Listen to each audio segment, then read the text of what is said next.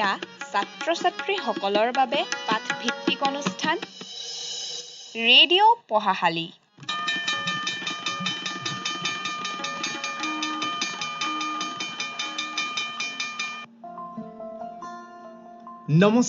নমস্কাৰ আমাৰ মৰমৰ ছাত্ৰ-ছাত্ৰীসকল, তোমালোকক নমস্কাৰ জনাই আৰম্ভ কৰিছো তোমালোকৰ অনুষ্ঠান ৰেডিঅ' পঢ়াশালী। আৰু তোমালোকে ৰেডিঅ' পঢ়াশালী অনুষ্ঠানটি শুনিবৰ বাবে ৰেডিঅ' ছেটত টিউন কৰিছা FM বেণ্ডৰ 90.4 মেগাহাৰ্টজত। তোমালোকৰ আপোন ৰেডিঅ' ব্ৰহ্মপুত্ৰ 90.4 FM শুনক আৰু আনন্দেৰে থাকক। এইখিনিতে আমাৰ সমূহ শ্ৰোতাক বিশেষভাৱে জনাই দিব লাগিব, সৰ্বশিক্ষা অভিযান ডিব্ৰুগড় আৰু এবিটাৰ সহযোগত ৰেডিঅ' ব্ৰহ্মপুত্ৰ 90.4 FM ছাত্ৰ-ছাত্ৰীসকলৰ বাবে লৈ আহিছে বিশেষ লাইভ অনুষ্ঠান ৰেডিঅ' পঢ়াশালী।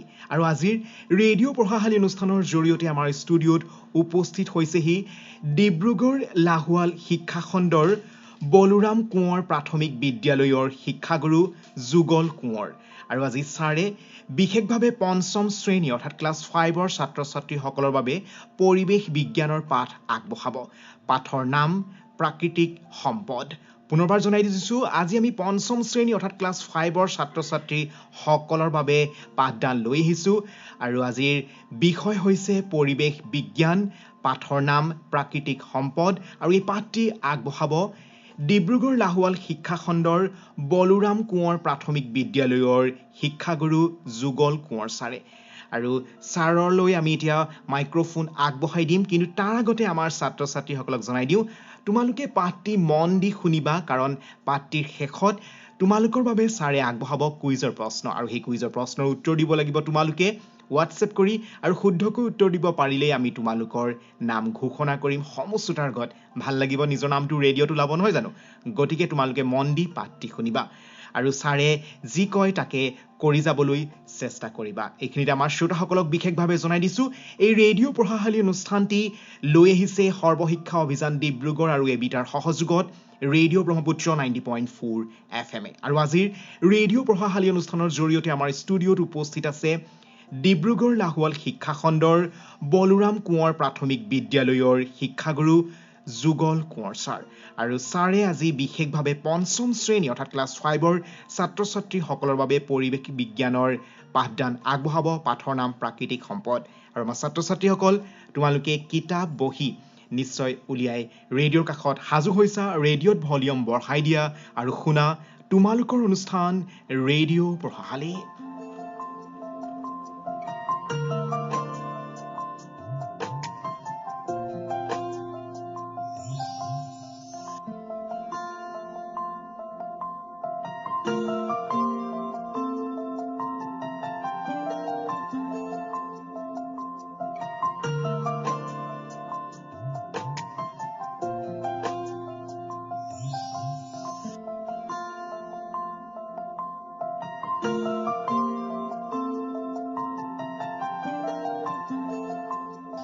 নমস্কাৰ ছাত্ৰ-ছাত্ৰীসকল, তোমালোক সকলোৰে ভাল নিশ্চয়। আৰু ইতিমধ্যে মোৰ চিনাকি দিছেই, মই যুগল কোঁৱৰ, লাহোৱাল শিক্ষাখণ্ডৰ বলোৰাম কোঁৱৰ প্ৰাথমিক বিদ্যালয়ৰ সহকাৰী শিক্ষক।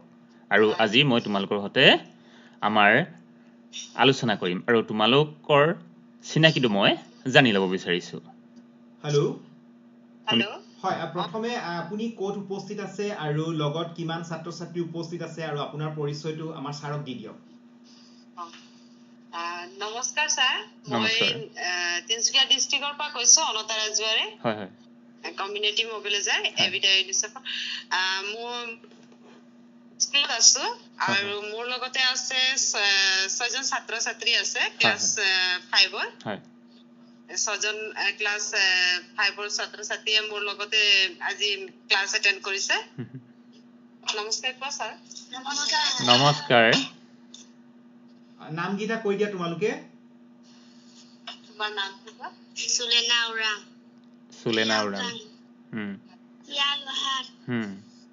My name is Vivek Urang. Okay. My name is Jagat Ganju. My name is Herald Khadia. তোমালোকে ছাৰে আগবঢ়াই দিয়া পাঠটি শুনিবা আৰু ছাৰক সহযোগ কৰিবা আৰু জোৰকে ক'ব লাগিব তোমালোকে দেই। ঠিক আছে, ধন্যবাদ মৰমৰ ছাত্ৰ ছাত্ৰীসকল। ইতিমধ্যে আমি আমাৰ আলোচনা আগবঢ়াব বিচাৰিছোঁ আৰু সাধাৰণতে আমি জীয়াই থাকিবৰ বাবে বিভিন্ন ধৰণৰ সা সামগ্ৰী ঘৰ খাদ্যবস্তু কাপোৰৰ লগতে বিভিন্ন ধৰণৰ সা সামগ্ৰীৰ প্ৰয়োজন হয় নহয় জানো? আজি মই তোমালোকৰ সৈতে পঞ্চম শ্ৰেণীৰ আমি আৰু আমাৰ পৰিৱেশৰ 4 নং পাঠ প্ৰাকৃতিক সম্পদ সম্পৰ্কে আলোচনা কৰিম। তোমালোকে নিশ্চয় সহযোগ কৰিবা। ইতিমধ্যে মই কৈছোৱে যে আমি জীয়াই থাকিবৰ বাবে বিভিন্ন সামগ্ৰীৰ ওপৰত নিৰ্ভৰ কৰিবলগীয়া হয়। ঘৰ সাজোতে বাঁহ বেত খেৰ কাঠ ইটা বালি শিল ইত্যাদিৰ প্ৰয়োজন হয় নহয় জানো? ঠিক একেদৰে খাদ্যৰ বাবে ধান ঘেঁহু শাক পাচলি আকৌ উশাহ নিশাহ ল'বৰ বাবে বায়ু পিয়াহৰ বাবে পানী জুইৰ বাবে খৰি কয়লা আদিবোৰ আমাৰ প্ৰকৃতিতে পোৱা যায়। প্ৰকৃতিত পোৱা এনে সামগ্ৰীসমূহ যেতিয়া মানুহৰ বিভিন্ন কামত ব্যৱহাৰৰ উপযোগী কৰি লোৱা হয় তেতিয়া তাক প্ৰাকৃতিক সম্পদ বুলি কয়। এতিয়া প্ৰশ্ন হয় প্ৰাকৃতিক সম্পদ বুলিলে কি বুজা হয়? তেতিয়া আমি কি ক'ম? প্ৰকৃতিত পোৱা সামগ্ৰীসমূহ যেতিয়া মানুহৰ বিভিন্ন ব্যৱহাৰৰ উপযোগী কৰি তোলা হয় তেতিয়াই তাক প্ৰাকৃতিক সম্পদ বুলি কোৱা হয়। আৰু এটা কথা ঠিক প্ৰকৃতিত পোৱা সকলো সামগ্ৰীয়ে কিন্তু সম্পদ নহয়। কি ক'লো? প্ৰকৃতিত পোৱা সকলো সামগ্ৰীয়ে সম্পদ নহয়। কিয়নো সামগ্ৰীসমূহ আমাৰ বিভিন্ন কামত ব্যৱহাৰৰ উপযোগী হ'ব লাগিব। মানে আমি যি সামগ্ৰী প্ৰকৃতিত পাইছোঁ সেই সামগ্ৰীটো আমাৰ ব্যৱহাৰৰ উপযোগী হ'ব লাগিব। তেতিয়াহে সি সম্পদ হৈ পৰিব। এতিয়া তোমালোকে নিশ্চয় বুজি পাইছা যে প্ৰাকৃতিক সম্পদ কাক বোলে। আৰু আমি অতি সহজতে কি বুলি ক'ম? প্ৰকৃতিত থকা বিভিন্ন সা সামগ্ৰীসমূহ আমাৰ প্ৰয়োজনত ব্যৱহাৰ কৰিব পাৰিব লাগিব। আৰু প্ৰাকৃতিক সম্পদ বুলিলে আমি সাধাৰণতে ভূপৃষ্ঠৰ উপৰিভাগ আৰু ভূপৃষ্ঠৰ তলৰ যিখিনি সঞ্চিত হৈ থকা সম্পদবোৰ আমি প্ৰাকৃতিক সম্পদৰ ভিতৰত ৰাখোঁ। আমাৰ এই প্ৰাকৃতিক সম্পদসমূহৰ ভিতৰত কিছুমান আছে যেনেকৈ বায়ু মাটি উদ্ভিদ আদি ভিন ভিন কামত বাৰে বাৰে ব্যৱহাৰ কৰিলেও শেষ নহয়। মানে বাৰে বাৰে যদি আমি ব্যৱহাৰ কৰোঁ ই শেষ হৈ নাযায়। যদিহে আমি তাক মিতব্যয়িতাৰে খৰচ কৰোঁ বা ব্যৱহাৰ কৰোঁ। মিতব্যয়িতা মানে কি বুজি পাইছা চাগে তোমালোকে? মিতব্যয়িতা মানে হ'ল যিমান প্ৰয়োজন সিমান পৰিমাণে খৰচ বা ব্যৱহাৰ কৰা। মানে আমাক যিমান পৰিমাণৰ লাগে সিমান পৰিমাণেহে আমি খৰচ কৰিব লাগিব। তাকে কি কয়? মিতব্যয়িতা। অৰ্থাৎ আমাৰ প্ৰাকৃতিক সম্পদ ব্যৱহাৰৰ ক্ষেত্ৰত কিন্তু আমি মিতব্যয়ী হ'ব লাগিব। প্ৰাকৃতিকগতভাৱে গছ গজাৰ উপৰিও মাজে সময়ে আমি কি কওঁ? গছ পুলি ৰোপণ কৰোঁ নহয় জানো? আৰু ইয়াক প্ৰতিপালন কৰি প্ৰাকৃতিক সম্পদ আহৰণ কৰিব পাৰোঁ। সূৰ্যৰ পৰাও আমি কি শক্তি পাওঁ। সূৰ্যৰ পৰা আমি কি পাওঁ? শক্তি পাওঁ। আৰু এইখিনিতে এটা কথা মনত পৰিছে আমি সূৰ্যৰ পোহৰত কি পাওঁ বাৰু? আমি ভিটামিন ডি পাওঁ যিটো আমাৰ বাবে প্ৰয়োজনীয়। সূৰ্যৰ পোহৰত আমি ভিটামিন ডি পাওঁ। মাটি বায়ু আদি এবাৰ ব্যৱহাৰ কৰাৰ পাছতো পুনৰ ব্যৱহাৰৰ সুবিধা থকা বাবে এইবোৰক নৱীকৰণক্ষম সম্পদ বুলি কোৱা হয়। মাটি বায়ু আদি এবাৰ ব্যৱহাৰ কৰাৰ পাছত পুনৰ ব্যৱহাৰৰ সুবিধা থকাৰ বাবে এইবোৰক নৱীকৰণক্ষম সম্পদ বুলি কোৱা হয়। মানে যিবোৰ সম্পদ বাৰে বাৰে ব্যৱহাৰ কৰি থাকিব পাৰি। অন্য হাতেদি খাৰুৱা তেল ভূগৰ্ভত মজুত থকা বিভিন্ন প্ৰাকৃতিক সম্পদ সৃষ্টি হ'বলৈ বহু নিযুত বছৰ প্ৰয়োজন হয়। সেইবাবে এইবোৰক অনৱীকৰণক্ষম সম্পদ বুলি কোৱা হয়।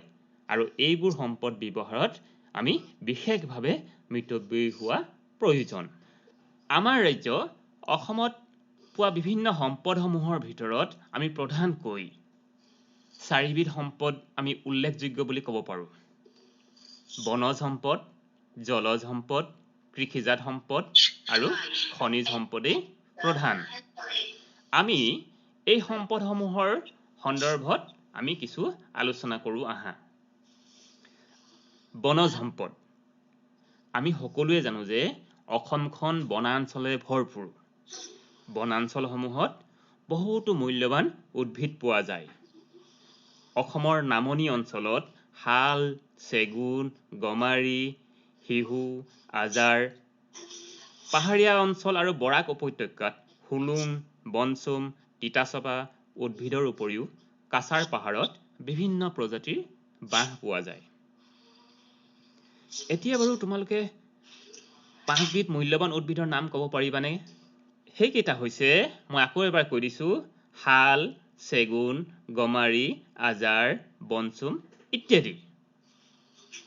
মৰমৰ ছাত্ৰ-ছাত্ৰীসকল, তোমালোকক মই এটা প্ৰশ্ন সুধিব বিচাৰিছো। প্ৰশ্নটো হ'ল, অসমৰ পোৱা 5 বিধ মূল্যৱান উদ্ভিদৰ নাম কি? শাল হৈছে, চেগুন হৈছে, গমাৰি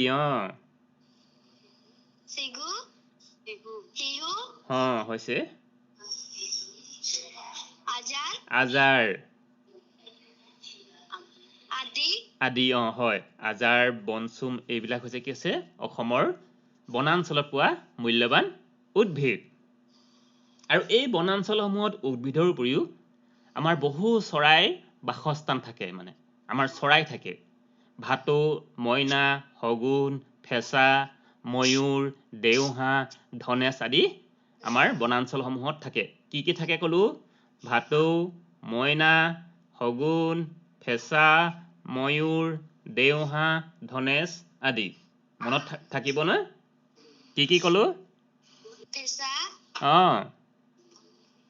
ফেঁচা আৰু ভাটৌ, ময়ূৰ, দেওহাঁহ, ধনেশ মনত থাকিব নিশ্চয়।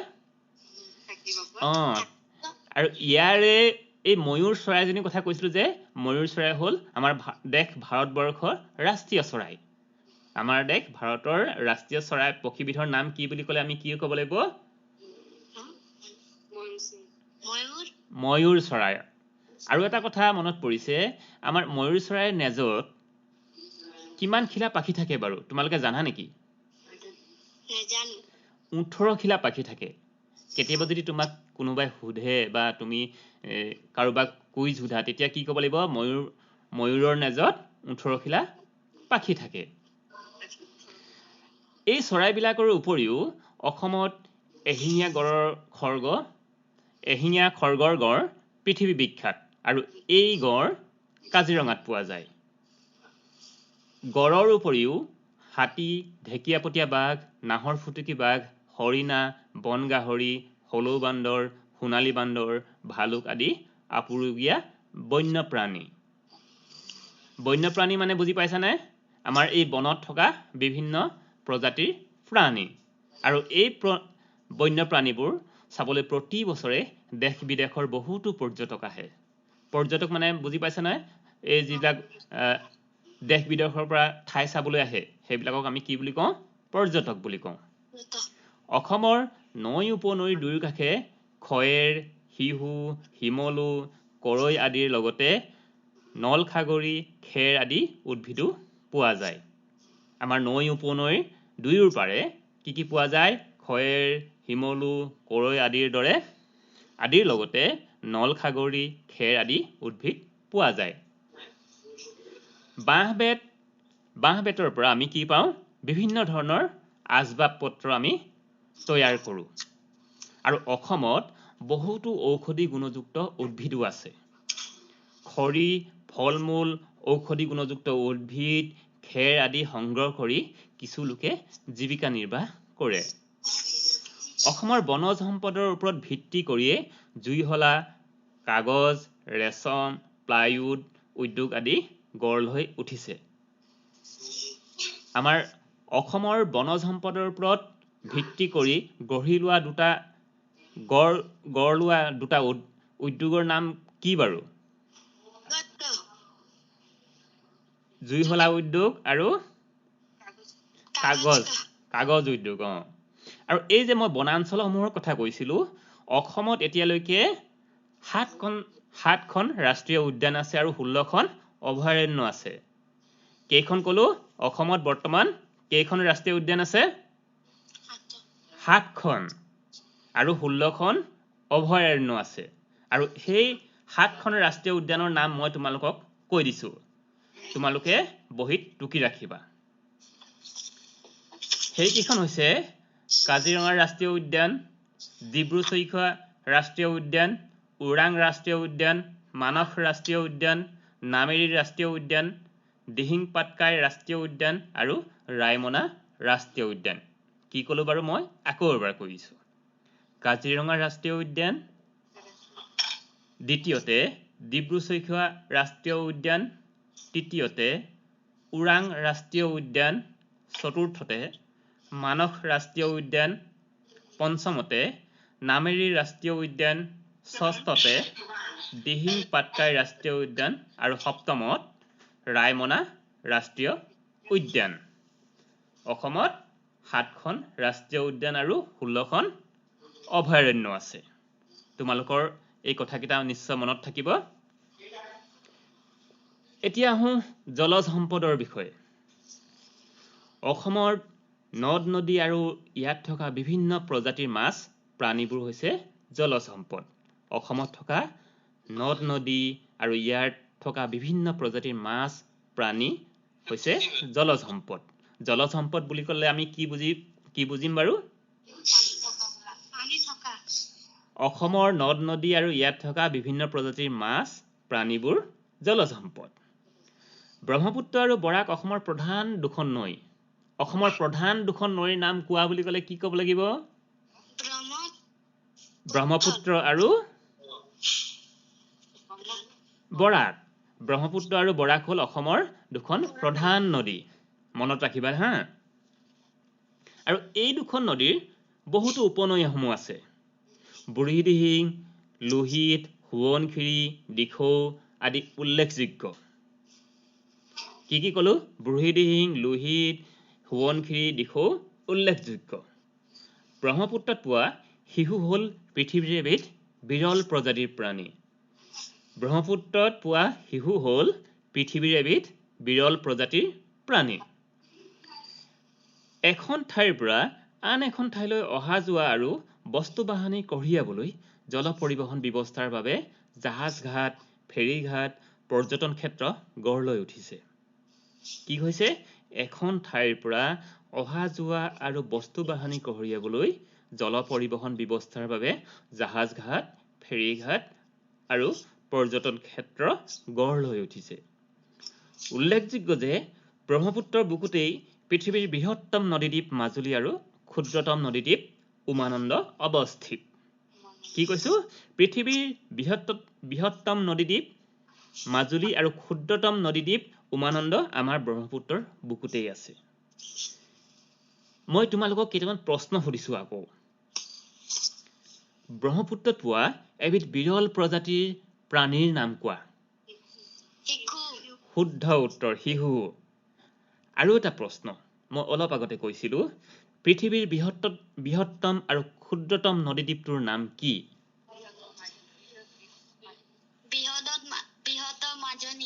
বৃহত্তম মাজুলী আৰু ক্ষুদ্ৰতম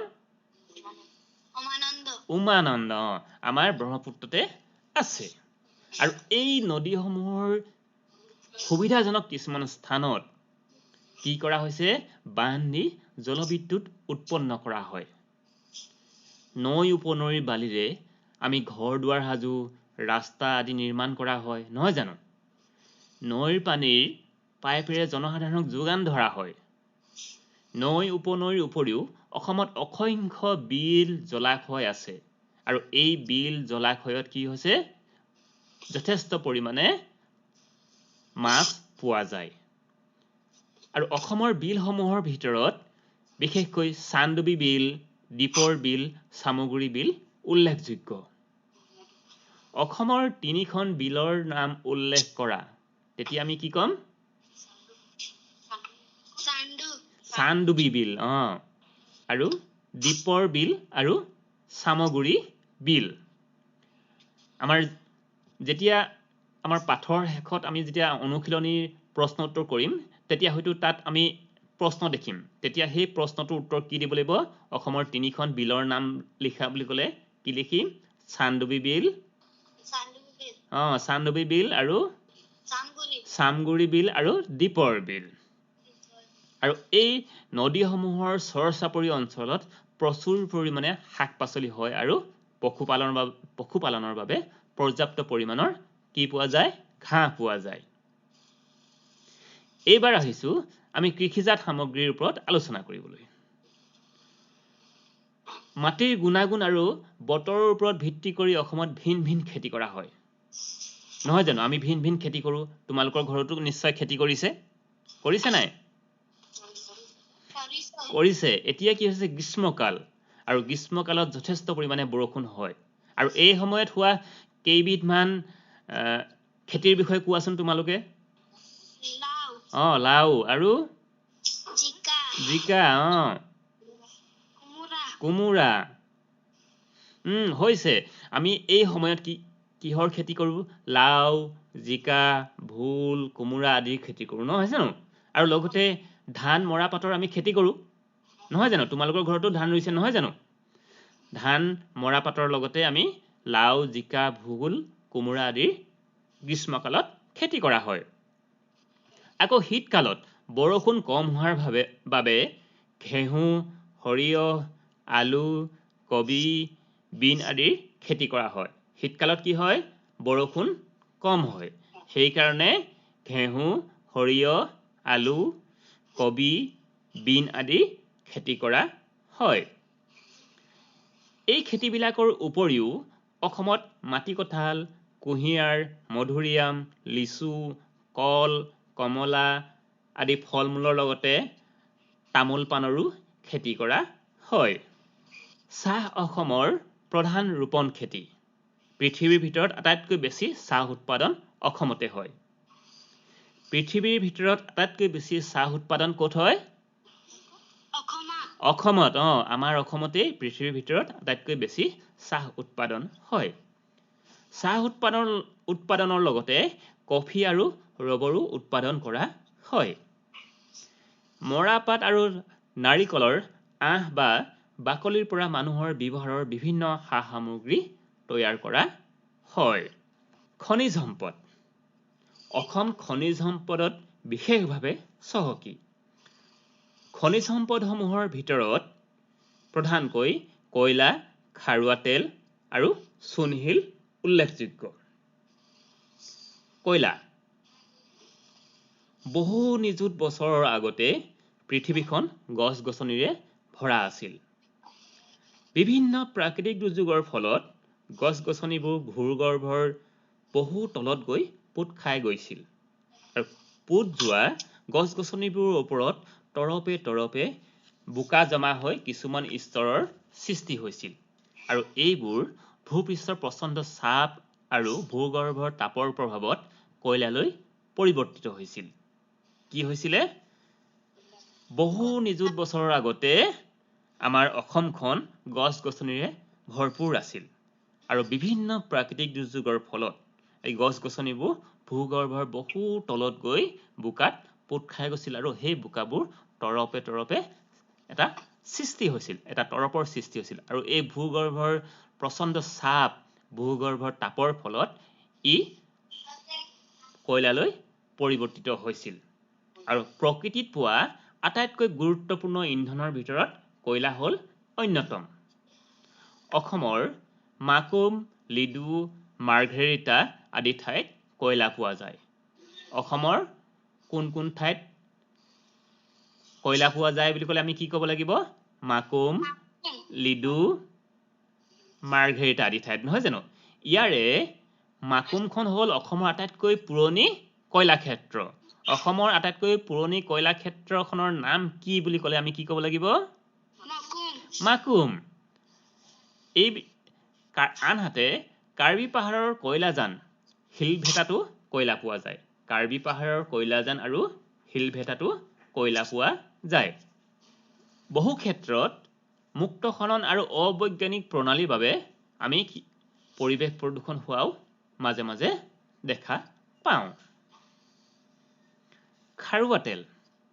কয়লাৰ নিচিনাকৈ বহু নিযুত বছৰৰ আগতেই সাগৰ মহাসাগৰ আদিত থকা শেলৈ জাতীয় উদ্ভিদ আৰু সৰু সৰু প্ৰাণীবোৰ মৃত্যু হৈ সাগৰ মহাসাগৰৰ বহু তললৈ গৈ বোকাৰ মাজত পোত খাই গৈছিল আৰু এইবিলাকেই ভূপৃষ্ঠৰ প্ৰচণ্ড চাপ ভূগৰ্ভৰ তাপ আৰু বিভিন্ন বেক্টেৰিয়াৰ ক্ৰিয়াৰ ফলত খাৰুৱা তেল আৰু প্ৰাকৃতিক গেছলৈ পৰিণত হয় মানে কি হয় বহু নিযুত বছৰৰ আগতে সাগৰ মহাসাগৰ থকা শেলৈ জাতীয় উদ্ভিদ আৰু সৰু সৰু প্ৰাণীবোৰ মৃত্যু হৈ বহু তললৈ গৈ বোকাৰ মাজত পোত খাই গৈছিল আৰু সেইবিলাকে কালক্ৰমত ভূপৃষ্ঠৰ প্ৰচণ্ড চাপ ভূগৰ্ভৰ তাপ আৰু বেক্টেৰিয়াৰ ক্ৰিয়াৰ ফলত খাৰুৱা তেল আৰু প্ৰাকৃতিক গেছলৈ পৰিণত হয়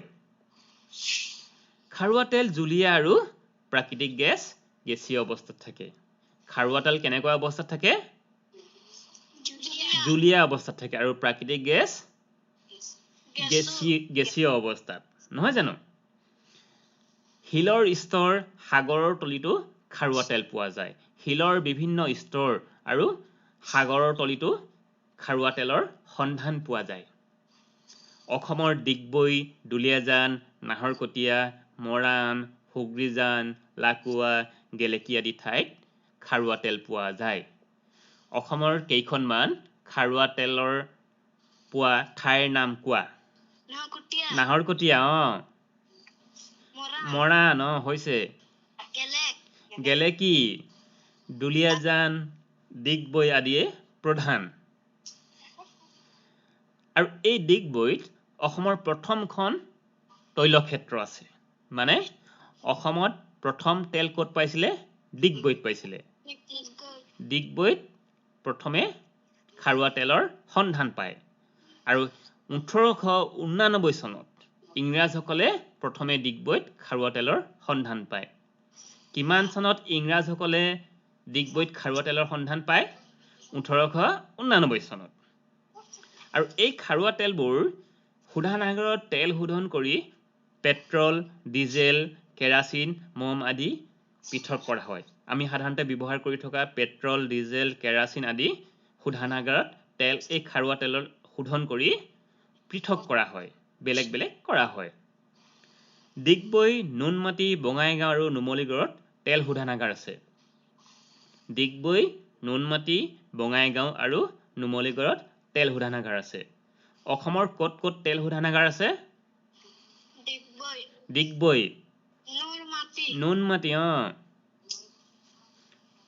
বঙাইগাঁও আৰু নুমলীগড় তোমালোকে মনত ৰাখিবা অসমৰ ডিগবৈ নুনমাটি বঙাইগাঁও আৰু নুমলীগড়ত তেল শোধনাগাৰ আছে ইয়াৰে ডিগবৈ তেল শোধনাগাৰটো 1901 চনত স্থাপন কৰা হয় ডিগবৈ তেল শোধনাগাৰটো 1901 চনত স্থাপন কৰা হয় আৰু ই হৈছে ভাৰতৰ প্ৰথমটো তেল শোধনাগাৰ ডিগবৈ তেল শোধনাগাৰটো ভাৰতৰ প্ৰথম তেল শোধনাগাৰ ভাৰতৰ প্ৰথম তেল শোধনাগাৰটোৰ নাম কি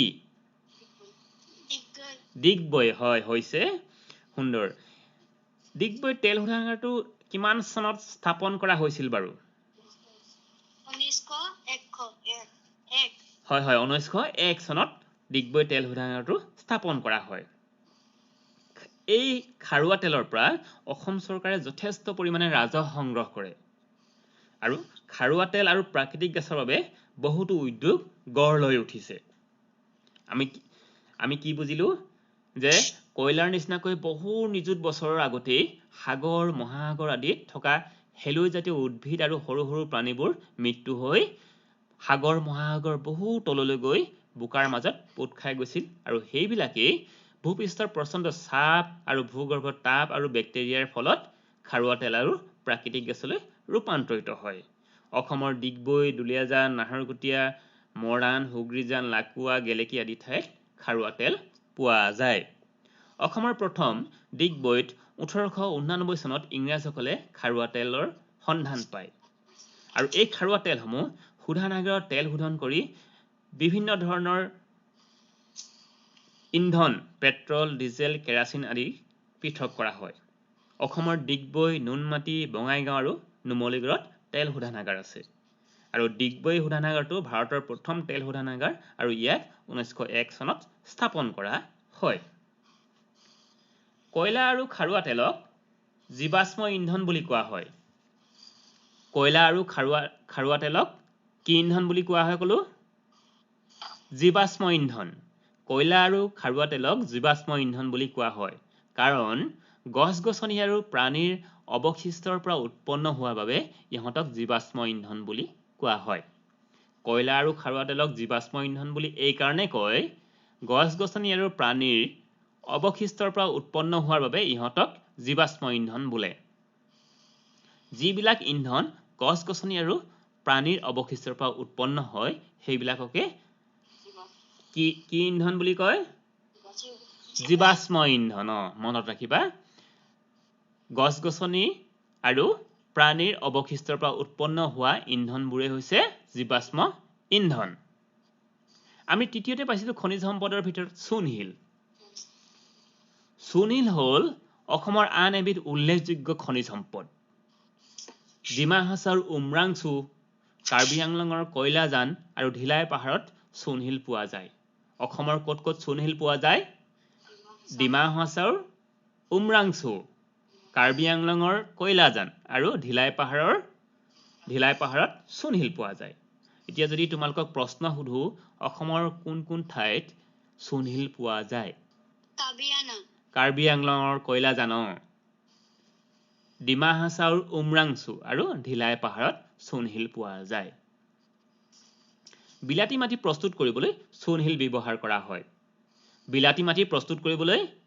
চূণশিল ব্যৱহাৰ কৰা হয় বুজি পাইছা বিলাতী মাটি মানে বুজি পাইছা না সিমেন্ট বিলাতী মাটি প্ৰস্তুত কৰিবলৈ চূণশিল ব্যৱহাৰ কৰা হয় চূণশিলৰ পৰা চক পেন্সিল আমি যে লিখো বিদ্যালয়ত আমাৰ ছাৰ বাইদেৱে বৰ্ডত লিখে নহয় জানো এই চক পেন্সিল কিহৰ পৰা প্ৰস্তুত কৰা হয় চূণশিলৰ পৰা লগতে দাঁত ঘঁহা দ্ৰব্য ৰং আদি প্ৰস্তুত কৰা হয় চূণশিলৰ পৰা কি কি প্ৰস্তুত কৰা হয় বুলি ক'লে আমি কি ক'ব লাগিব চক পেন্সিল দাঁত ঘঁহা দ্ৰব্য ৰং আদি প্ৰস্তুত কৰা হয় অসমৰ প্ৰাকৃতিক সম্পদৰ দ্বাৰা উদ্যোগীকৰণত সহায় হোৱাৰ লগতে কেঁচা মাল আৰু উৎপাদিত সামগ্ৰী ৰপ্তানি কৰি অসম চৰকাৰে ৰাজহ সংগ্ৰহ কৰি অৰ্থনৈতিকভাৱে বিশেষভাৱে ৰাজ্যখনক লাভান্বিত কৰিছে গতিকে আমি সম্পদ ব্যৱহাৰৰ ক্ষেত্ৰত সঠিকভাৱে মিতব্যয়ী হোৱাটো অতিকৈ গুৰুত্বপূৰ্ণ আজি মই তোমালোকৰ সৈতে প্ৰাকৃতিক সম্পদৰ বিভিন্ন কথাসমূহ আলোচনা কৰিলো ইতিমধ্যে তোমালোকে নিশ্চয় কথাখিনি বুজি পাইছা আৰু এবাৰ যদি আমি পুনৰাই চাওঁ তেতিয়া আমি বুজি পাম যে আমাৰ প্ৰকৃতিত থকা বিভিন্ন সামগ্ৰীসমূহ যেতিয়া মানুহৰ ব্যৱহাৰ উপযোগী কৰি তোলা হয় তেতিয়াই তাক কি বুলি কয় প্ৰাকৃতিক সম্পদ বুলি কোৱা হয় আৰু প্ৰাকৃতিক সম্পদসমূহ কিছুমান নৱীকৰণক্ষম সম্পদ বুলি কোৱা হয় আৰু কিছুমান অনৱীকৰণক্ষম সম্পদ বুলি কোৱা হয় নৱীকৰণ সম্পদ কোনখিনি যিবিলাকক আমি এবাৰ ব্যৱহাৰ কৰাৰ পিছত পুনৰ ব্যৱহাৰৰ এটা সুবিধা থাকে বা সুযোগ থাকে আনহাতে অনৱীকৰণক্ষম সম্পদ বুলি ক'লে সাধাৰণতে সেইবিলাক সম্পদ যিবিলাক সম্পদ সৃষ্টি হ'বলৈ বহু নিযুত বছৰ অপেক্ষা কৰিব লাগিব আৰু অসমত বিশেষভাৱে বনজ সম্পদৰ ভিতৰত অসমৰ বনাঞ্চলসমূহ আছে আৰু বনাঞ্চলত থকা বিভিন্ন ধৰণৰ মূল্যৱান গছ-গছনি চেগুন গমাৰি আজাৰ আদিৰ লগতে বিভিন্ন বন্যপ্ৰাণী এশিঙীয়া গড় বাঘ চৰাই চিৰিকটি ভাটৌ মইনা শগুন ফেঁচা ময়ূৰ আদিৰ লগতে বিভিন্ন ধৰণৰ আপুৰুগীয়া প্ৰাণী আছে আৰু অসমৰ বৰ্তমানলৈকে 7খন ৰাষ্ট্ৰীয় উদ্যান আৰু 16খন অভয়াৰণ্য আছে নহয় জানো জলজ সম্পদ হ'ল নৈ উপনৈৰ লগতে যিসমূহ ইয়াত বিভিন্ন ধৰণৰ যিবিলাক সামগ্ৰী মাছ কাছ আদিৰ পৰা যিবিলাক পোৱা যায় সেইবিলাক হৈছে জলজ সম্পদ আৰু অসমৰ ব্ৰহ্মপুত্ৰ আৰু বৰাক দুখন প্ৰধান নদী আৰু এই নদীক কেন্দ্ৰ কৰি এই আমাৰ ব্ৰহ্মপুত্ৰ নদীৰ কি আছে বিভিন্ন ধৰণৰ কি আছে উপনৈসমূহ আছে দিখৌ দিহিং আদিৰ লগতে বিভিন্ন উপনৈসমূহ আছে আৰু ব্ৰহ্মপুত্ৰৰ বুকুতেই পৃথিৱীৰ আটাইতকৈ বৃহত্তম নদীদ্বীপ মাজুলী আৰু ক্ষুদ্ৰতম নদীদ্বীপ উমানন্দ অৱস্থিত।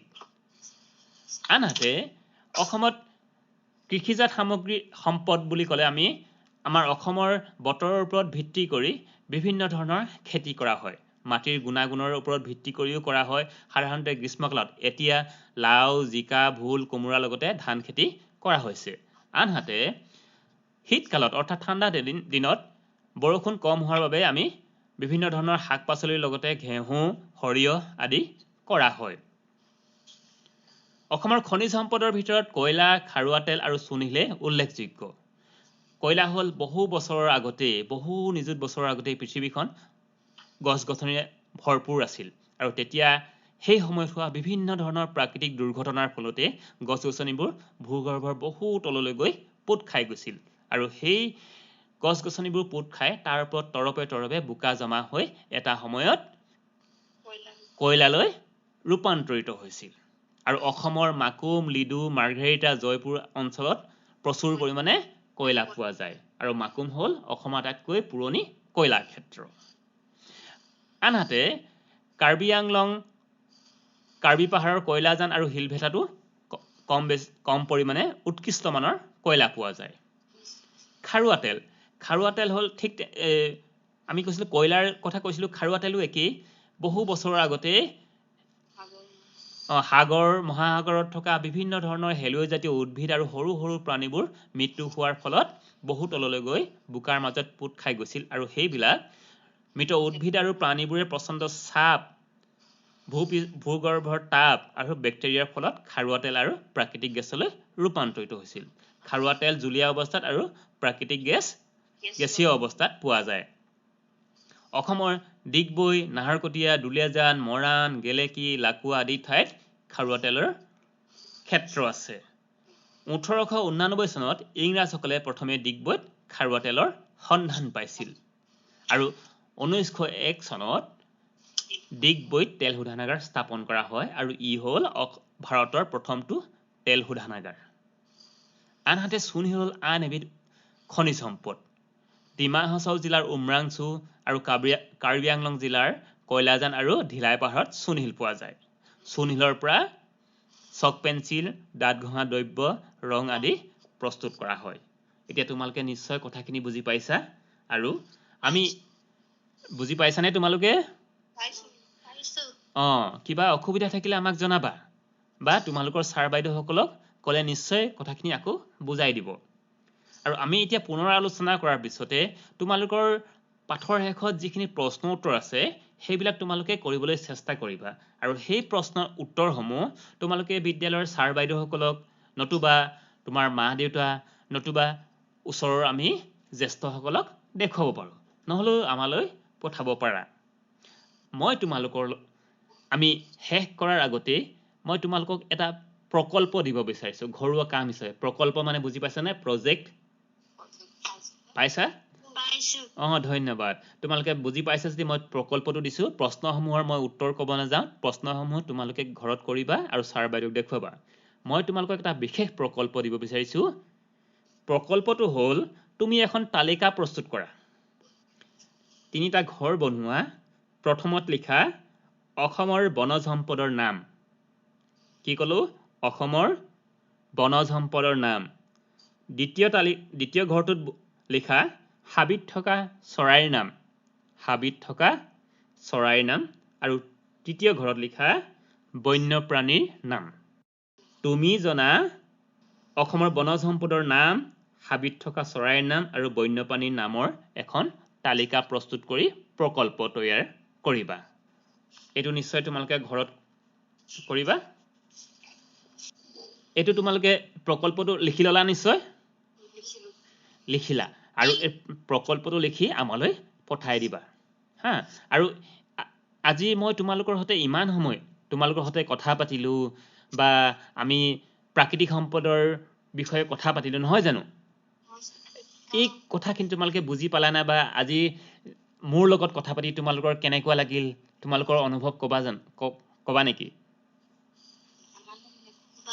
ভাল লাগিলে নহয় জানো আৰু তোমালোকে ঘৰত একদিন যেহেতু বিদ্যালয় বন্ধ হৈ আছে তোমালোকে সময়মতে নিজৰ নিজৰ পাঠসমূহ পঢ়িছানে পঢ়িছা তোমালোকে বিদ্যালয় বন্ধ থাকিলেও নিয়মিতভাৱে পাঠবিলাক পঢ়ি থাকিবা আৰু ৰেডিঅ' ব্ৰহ্মপুত্ৰই আমাৰ পঢ়াশালী নামৰ অনুষ্ঠানটো আয়োজন কৰিছে আৰু আমাৰ পঢ়াশালী অনুষ্ঠানটো তোমালোকে নিয়মিতভাৱে শুনি থাকিবা দেই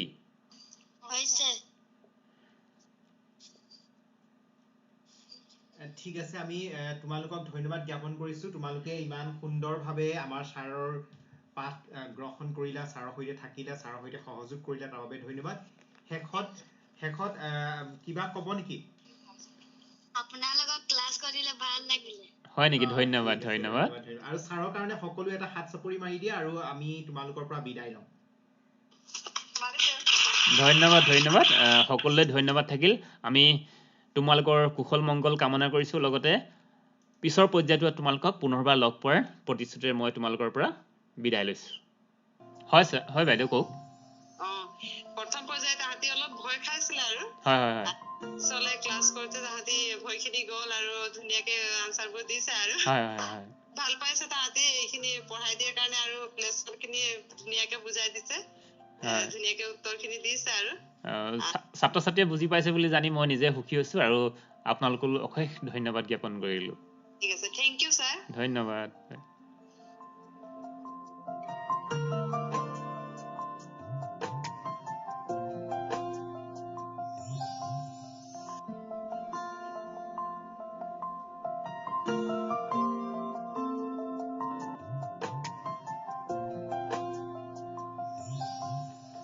এইখিনিতে আমাৰ ছাত্ৰ ছাত্ৰীসকলক জনাই দিব লাগিব তোমালোকে শুনি আছা তোমালোকৰ অনুষ্ঠান ৰেডিঅ' পঢ়াশালী আৰু আজিৰ ৰেডিঅ' পঢ়াশালী অনুষ্ঠানৰ জৰিয়তে তোমালোকৰ বাবে পাঠ আগবঢ়াই আছে ডিব্ৰুগড় লাহোৱাল শিক্ষা খণ্ডৰ বলোৰাম কোঁৱৰ প্ৰাথমিক বিদ্যালয়ৰ শিক্ষাগুৰু যুগল কোঁৱৰ ছাৰে আৰু ছাৰে আজি তোমালোকৰ বাবে লৈ আহিছে পৰিৱেশ বিজ্ঞানৰ পাঠদান আৰু পাঠৰ নাম প্ৰাকৃতিক সম্পদ আৰু এই পাঠটি ছাৰে আগবঢ়ালে এতিয়া কিছু সময় পাছতে ছাৰে তোমালোকৰ বাবে কুইজৰ প্ৰশ্ন আগবঢ়াব তোমালোকে মন দি শুনিবা লিখি ল'বা আৰু সেই প্ৰশ্নৰ উত্তৰ দি আমালৈ পঠাই দিবা হোৱাটছআপ যোগে আৰু শুদ্ধকৈ উত্তৰ দিব পাৰিলেই আমি তোমালোকৰ নাম ঘোষণা কৰিম সমুচতাৰ আগত ভাল লাগিব নিজৰ নামটো ৰেডিঅ'ত শুনি নহয় জানো গতিকে ছাৰে আগবঢ়াই দিয়া এতিয়া প্ৰশ্নকেইটা তোমালোকে মন দি শুনি লোৱা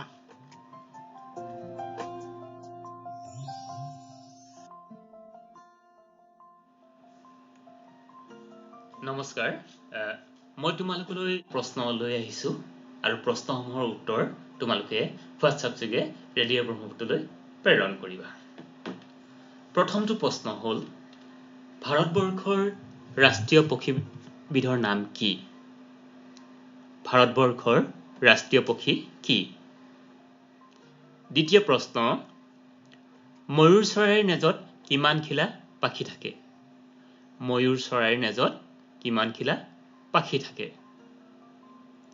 তৃতীয়তে অসমৰ প্ৰধান নদী দুখনৰ নাম কি কি প্ৰশ্নকেইটা পুনৰ এবাৰ কৈ দিছো ভাৰতবৰ্ষৰ ৰাষ্ট্ৰীয় পক্ষী কি ময়ূৰ চৰাইৰ নেজত কিমানখিলা পাখি থাকে আৰু অসমৰ প্ৰধান নদী দুখনৰ নাম কি কি হয় ছাত্ৰ ছাত্ৰীসকল ছাৰে আগবঢ়াই দিয়া এই তিনিটা প্ৰশ্ন উত্তৰ তোমালোকে দিব লাগিব হোৱাটছআপ কৰি উত্তৰ দিবৰ বাবে একেবাৰে সহজ এখন কাগজত প্ৰথমে ওপৰত লিখিবা আজি তাৰিখটো তাৰ পাছত লিখিবা তোমাৰ নাম বিদ্যালয়খনৰ নাম আৰু জিলা তুমি কোন জিলাৰ ডিব্ৰুগড় জিলাৰ তিনিচুকীয়া জিলাৰ গোলাঘাট জিলাৰ ক'ৰ হয় সেইটো লিখিবা তাৰ পাছতে Q1 লিখি 1 নম্বৰ প্ৰশ্নৰ উত্তৰ লিখিবা Q2 লিখি 2 নম্বৰ প্ৰশ্নৰ উত্তৰ লিখিবা আৰু Q3 লিখি 3 নম্বৰ প্ৰশ্নৰ উত্তৰ লিখিবা তাৰ পাছত সেই কাগজখন ফটো মাৰি হোৱাটছআপ যোগে আমালৈ প্ৰেৰণ কৰি দিবা আৰু আমাৰ নাম্বাৰটো জানাই হয় 9954489439 পুনৰবাৰ কৈ দিছো 9954489439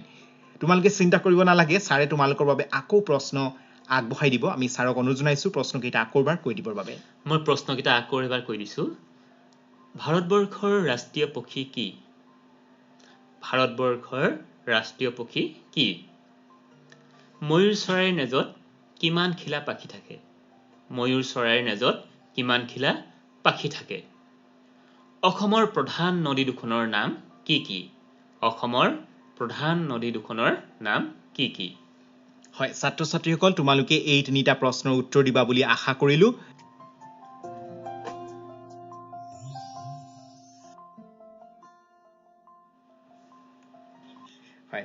স্যাৰ কি ক'ব এতিয়া যেহেতু আমি আজি ছাত্ৰ ছাত্ৰীসকলৰ লগত কথা পতাই দিছো আপোনাৰ অভিজ্ঞতা কিমান দিনৰ মূৰত ছাত্ৰ ছাত্ৰীসকলৰ লগত আজি আকৌ কথা পাতিছে লাইভ আপুনি ক্লাছো দিলে সেই বিষয়ে অকণমান কৈ দিয়ক এক অনন্য অনুভৱ মই জীৱনত প্ৰথমবাৰৰ বাবে লাইভ কৰিছো আৰু তাতে লাইভ কৰাৰ লগতে ছাত্ৰ ছাত্ৰীসকলৰ লগত একে সময়তে মই তেখেতসকলৰ লগত কথা পাতিব পাৰিছো বিভিন্ন ধৰণৰ প্ৰশ্ন সুধিছো আৰু ছাত্ৰ ছাত্ৰীয়ে মোৰ প্ৰশ্নৰ উত্তৰসমূহ দিছে যেন মই ক্লাছৰুমত গৈ তেখেতসকলক মই ক্লাছ লৈ আছো তেনেকুৱা ধৰণৰ এটা অনুভৱ আৰু ৰেডিঅ' ব্ৰহ্মপুত্ৰৰ এই পদক্ষেপ সঁচাকৈ মই আন্তৰিকতাৰে ধন্যবাদ আৰু কৃতজ্ঞতা জ্ঞাপন কৰিছো আমাৰ মৰমৰ ছাত্ৰ ছাত্ৰীসকল এতিয়া সময় হৈ পৰিছে আজিৰ ৰেডিঅ' পঢ়াশালী অনুষ্ঠানটি সামৰিবলৈ আৰু আজিৰ ৰেডিঅ' পঢ়াশালী অনুষ্ঠানটি সামৰাৰ আগে আগে আমি ছাৰক অন্তিমবাৰৰ বাবে আজি প্ৰশ্নকেইটা পুনৰবাৰ কৈ দিবৰ বাবে অনুৰোধ জনাইছো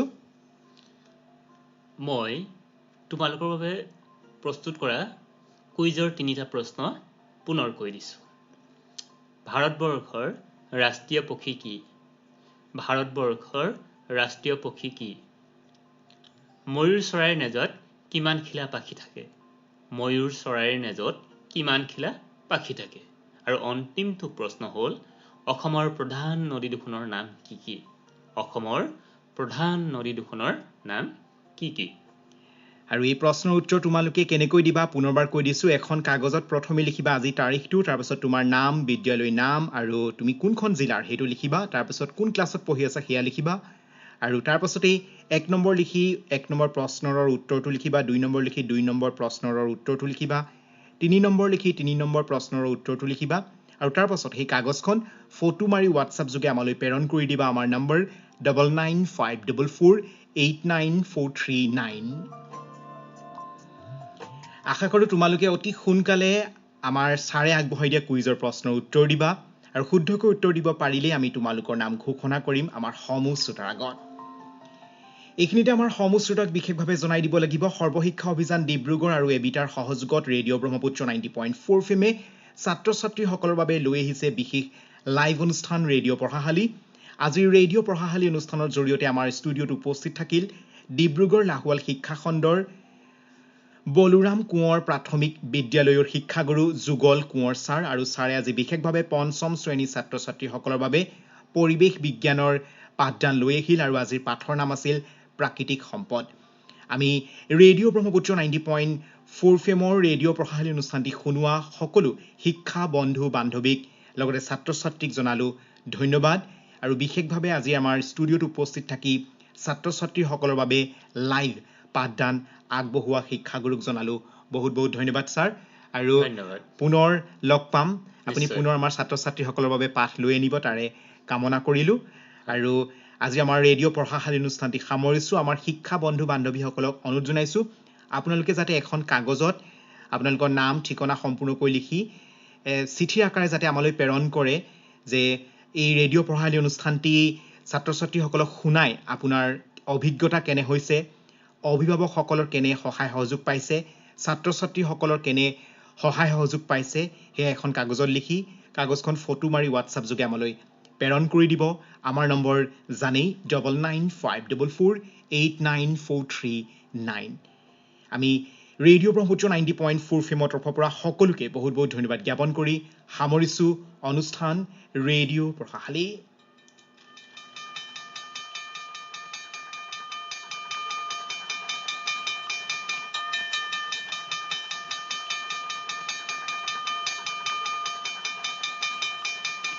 এয়া ছাত্ৰ ছাত্ৰীসকলৰ বাবে পাঠভিত্তিক অনুষ্ঠান ৰেডিঅ' পঢ়াশালী